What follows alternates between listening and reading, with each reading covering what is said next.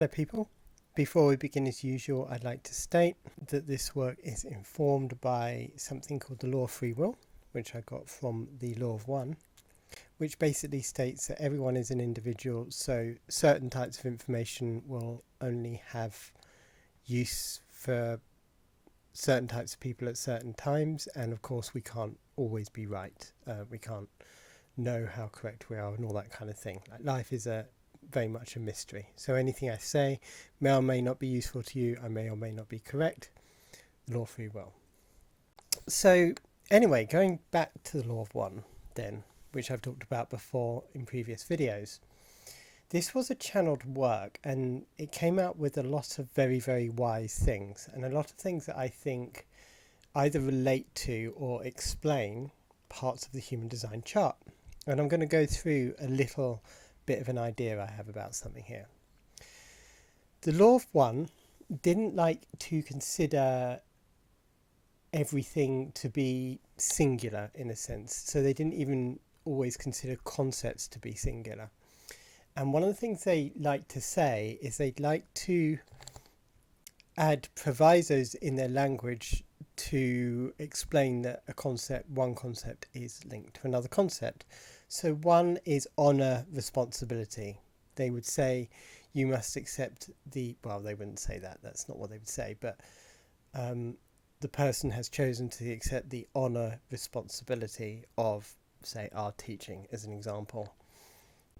So something that is honor, which feels good and gives you status, is also a responsibility. And there were many other ones of this. They encouraged in personal introspection to find these as well. So another one is learn teaching. Every time you're learning something, you're normally teaching it to someone else, or teach learning. Like as you teach it, you learn, you continue to learn whatever the thing is. Another one is cheerfulness, anxiety. But the important one, the one I'm going to discuss in this video, is light, love, and love, light. These were considered fairly important concepts of the one infinite creator. So the most important law of the one infinite creator is the law of free will. And then after that, the second distortion, as it's called, is the law of love. And then after that is light, which is wisdom. So you might imagine the light of New Age teachings and chakras and stuff of that is also wisdom. They were quite specific about this, and they were talking about it partly in a physics context. So when the law of one talks about these concepts, they didn't just talk about it in relation to philosophy, they talked about it in relation to physics. But they also recognized that not all of what they said could be articulated. But anyway, one of the things they said was, or as may not be understandable to you, but we will still say it, something to that effect, was love, light, or light, love. And what I think this is what is obvious to me. So when someone loves, this happens in the microcosm, in the macrocosm. Say somebody has a lifetime where they are very giving and loving, eventually they're going to have to meet that with wisdom, because eventually they're going to have to realize that's maybe not the correct way to help, or not everybody wants to be helped, and all that kind of stuff. So love leads to wisdom, and then wisdom eventually leads to love, because the more wise you are, the more tools you gain, eventually you learn to help other people. I mean, wisdom, even though it tends to be gained in a vacuum, it tends to be gained in solitude, there's no joy or greatness from wisdom if it's only in solitude. It needs to be communicated to others. And there are a lot of different ways of explaining this and complexities and stuff, but we're just going with the basic concept here. I'm going to explain how I think this may relate to the strategies here, the concepts and all of that regarding the projector and the manifest. So we won't worry about the sacral chakra at the moment. It's a little more complex or confusing. But now on the screen here, there is the 4 energy centers. So these are the energy centers that when they go through to the throat, create a manifester.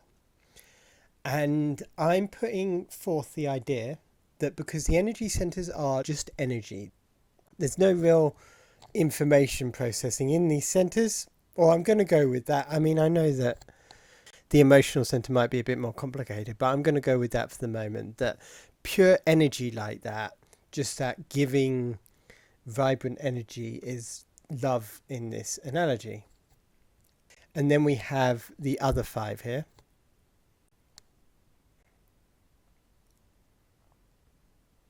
These are information centers. So obviously you have everything coming from the ajna, you have everything coming from the spleen. The spleen is like health information. It's things like you need to eat now, you need to run now, you need to run from the predator, you need to run towards the predator, all that kind of stuff. Now, this is where I think the projector strategy comes in.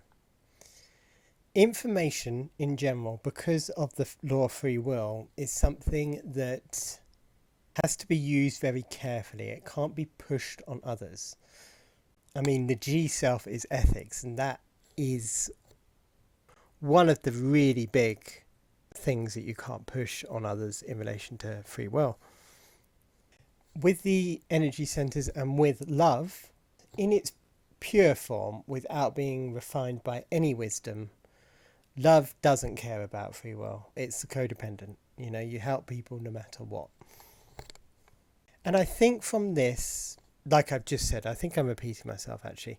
I think from this, we can take out the projector and the manifestor's pattern of their life. We can, these are the fundamentals. So with the projector, they're born and they have, of some description, energy centers going through here. I know they technically might have energy center like root to the solar plexus that doesn't go up to the throat.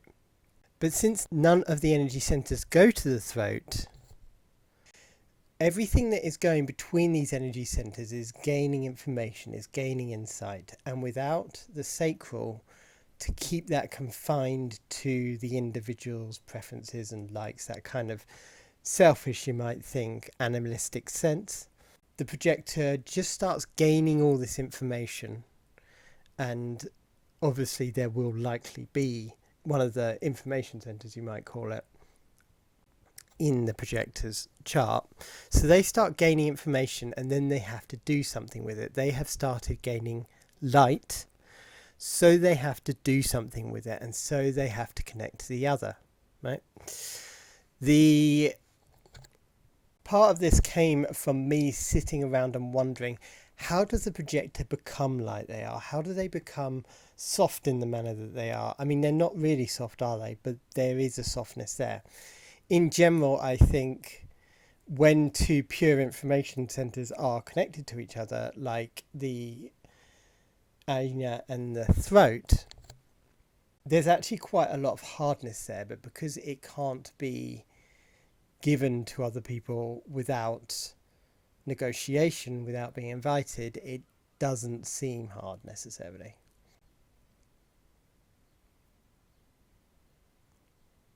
And if you're dealing with others a lot, what do you have to do? What is the best way to deal with others? Well, love is a part of that. Love is literally the most efficient way, I would say, in a lot of cases. With the manifestor then, they have an energy center going into the throat, and we know that the manifestor doesn't need to be invited. Well, what does that mean? That means that the law of free will isn't relevant here for some reason.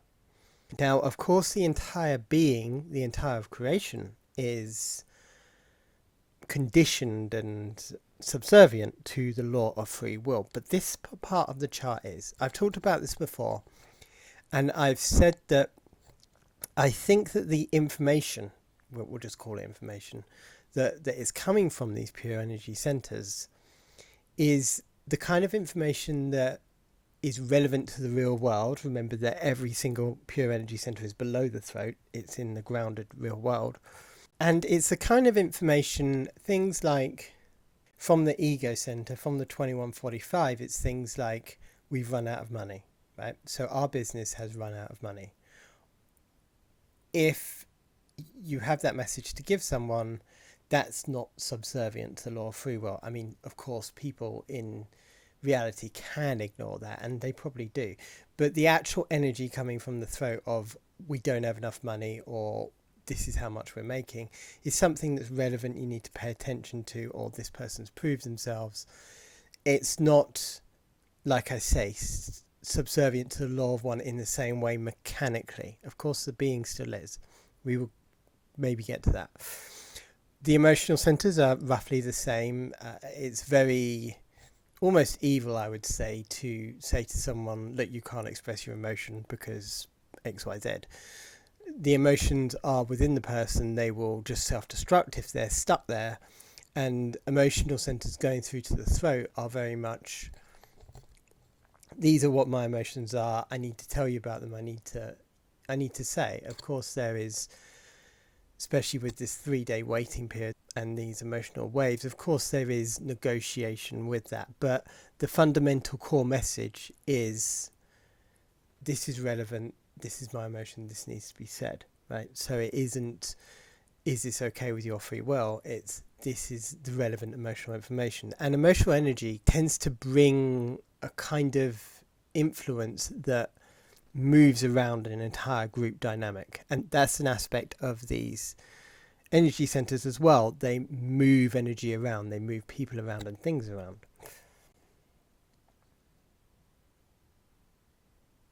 So we have the love of the energy centers, and then it leads to light, right? Probably it leads to light. My theory on the manifestor, I can't find the place in the manifestor chart where the manifestor is locked behind an aura. And the best I can think of that is that the manifestor comes into the world with an energy that's going to move things around. And right from birth, the people around them subconsciously know this. I think subconscious dynamics might be an interesting area to look at in relation to the chart. But the manifestor is subconsciously pushed back. Subconsciously is like, no, you're a baby. You can't bring in the kind of energy that's going to move around our social group, at least not consciously. And the manifestor has to internalize a lot of that energy until they can be strategic enough to actually bring it out in the real world.